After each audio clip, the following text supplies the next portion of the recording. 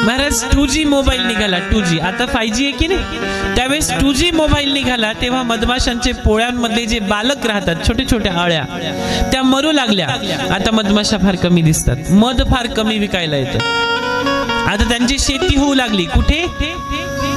काश्मीर सारख्या प्रगड्य पर्वत देशामध्ये. आता आपल्याकडे ते नाही. 3G मोबाईल आला. चिमणी असायची पहिले, चिमणी. त्या चिमणीचं नाव आहे गौरिया, जी प्रभू श्री रामांच्या अयोध्येमध्ये जन्माला आलेली आहे. तिचं नाव गौरिया आहे.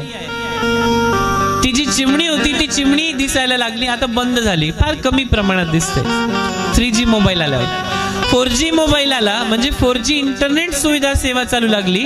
तर जेवढे गिद्ध, अनेक जे पशु पक्षी होते त्यांना त्रास होऊ लागला आणि त्यांची वाढती जी क्षमता आहे ती कमी होऊ लागली.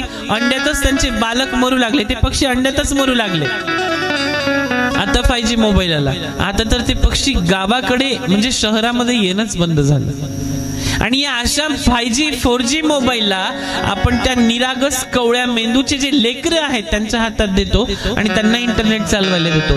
आपण हा विचार कधीच करत नाही की त्या मोबाईलचे दुष्परिणाम किती होतील.